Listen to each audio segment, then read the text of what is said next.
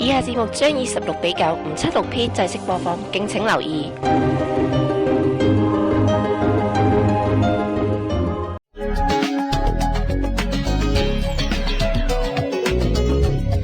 你而家收睇嘅係 TVR1 新聞資訊頻道。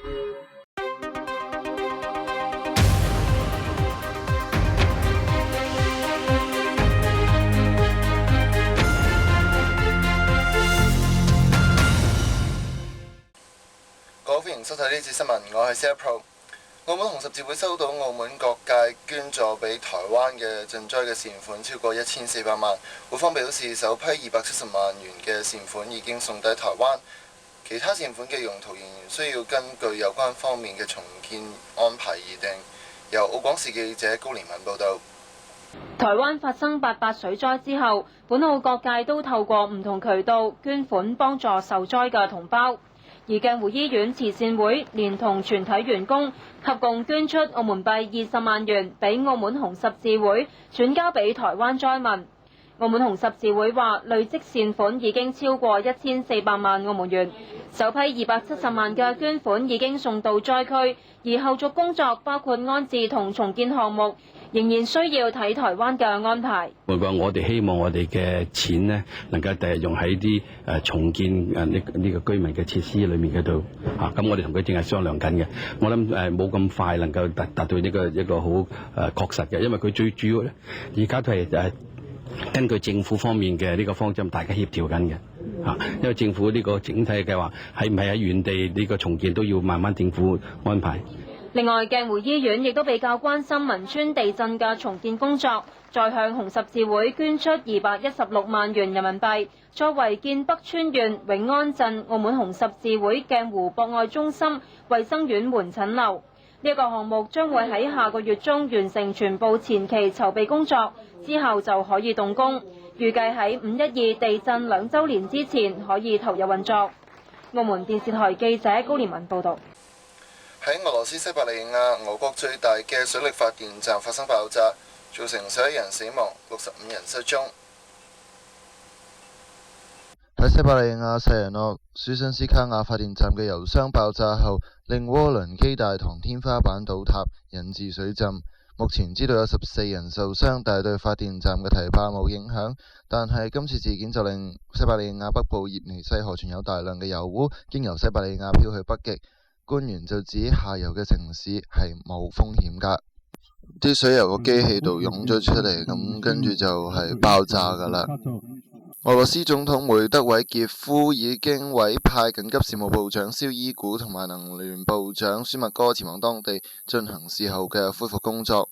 發電站營運商俄國水利能源指今次嘅事件會導致巨大損失，需要幾個月嘅時間進行復修。琴日克里姆林宮發表聲明指今次事件係由水力故障導致嘅，令10個嘅發電單位停止運作。當局已經就是次事件進行各樣調查。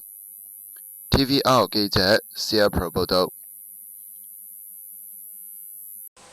咁喺新聞結束之前呢，同大家睇下喺柏林嘅世界田徑錦標賽，烏辛保特再創世績，以9秒58時間打破世界紀錄㗎。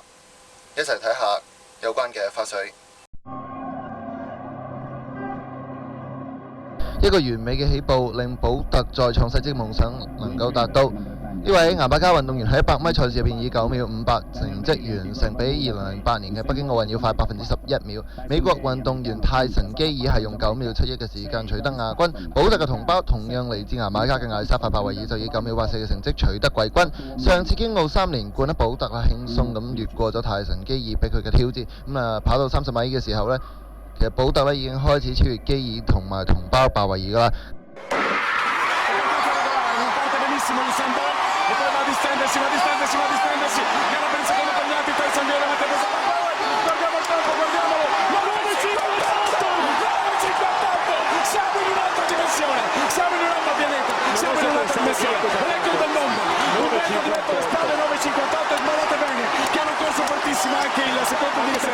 Cioè Tyson Gay e Asaf Paolo l'hanno corso fortissimo bellissimo, 9,58 signori, è cominciata un'altra era, è cominciata l'era, e benvenuti in questa, l'era di Usain Bolt. Bolt 9,69 l'anno scorso, il record del mondo ai giochi di Pechino, arriva il 9,58 che adesso si aspetta per ufficializzare. 0,9, quasi un metro di vento alle spalle, quello che ovviamente un po' ti aiuta, ma adesso l'attesa per il tempo ufficiale, poi anche per i piazzamenti e poi tutte le considerazioni del caso. Oro e tempo mostruoso questo 9,58 che ancora non è stato confermato a livello ufficiale, è solo lì in grafica. 9,58 per quanto possa subire qualche piccola variazione, c'è un margine addirittura di 11 centesimi, mai in precedenza un miglioramento così rotondo, così netto, e c'è l'abbraccio tra i due uomini veloci, primo e terzo ai mondiali di Giamaica. 9,58 il tempo che ancora non è stato ufficializzato per, eccolo qua, record del mondo a 9,58, Tyson Gay a 9,71, secondo posto, terza Safa Powell a 9,84, Daniel Bailey di Antigua e Barbuda 9,93, oro e bronzo per最後同大家講下天氣。一道高壓脊為中國東南部帶嚟普遍晴朗嘅天氣。本港地區下午及今晚天氣預測大致天晴及炎熱，但初時局部地區有幾陣驟雨及雷暴，吹微風。展望未來幾日大致天晴，天氣酷熱。呢個熱帶嘅高壓脊會喺未來幾日為中國東南部帶嚟普遍晴朗同炎熱嘅天氣。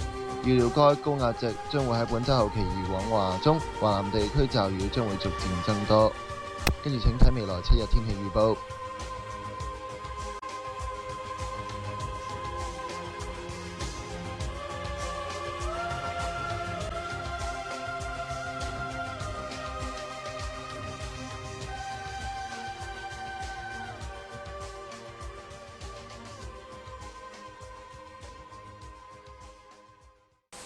呢次新聞報導完，再會。